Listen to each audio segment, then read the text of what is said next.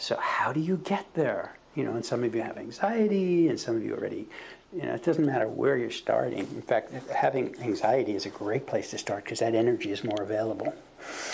It's the same energy as the energy of scintillating availability when you're not judging it as anxiety. So I'd like you all to work up some anxiety. So we think of this as a muscle of relational presence. It's the muscle that allows you to be steadily with one person at a time, not at all attached to whether they're with you or not. However, when you are available to be with one person at a time, people tend to go like a magnet, like iron filings to a magnet, because you're not demanding anything. See, I am not trying to connect with you, because if I was trying to connect with you, I'd be coming from separation.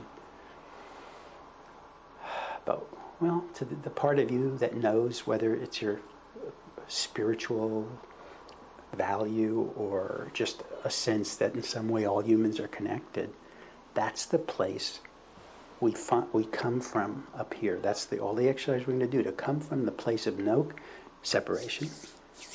We dissolve the illusion of separation, and along with that, all our self-consciousness dissolves. With one person at a time.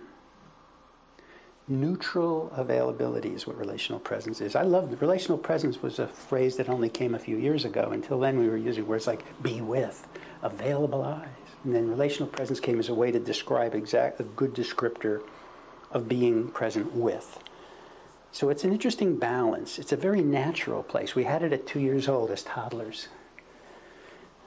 Relational presence, just with. It's not merging or melting or being there and caring about what do you think. And it's not being independent with a bit of a shell or armor. Those are the two ways that we sometimes have, defend against it. A bit of a wall or, I care too much. There's a very natural, neutral place that we know, but we've trained ourselves out of it to survive in our family or in society. And here we're just supporting each other and finding within ourselves that space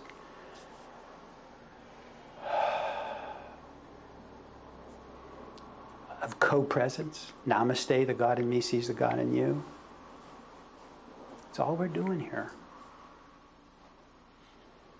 It's the most powerful place to teach from. You facilitate alchemy in whatever field you are mastering, whatever your expertise or your experience brings you to.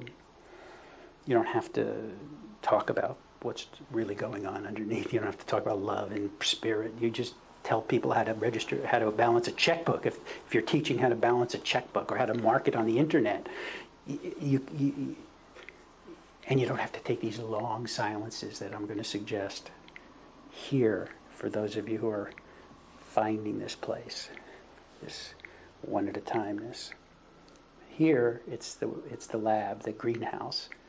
So for new people, we're going to be particularly we're going to be suggesting that you do, when you move from person to a person, that you stop before you leave. Notice eyes before you start to, if you speak to someone.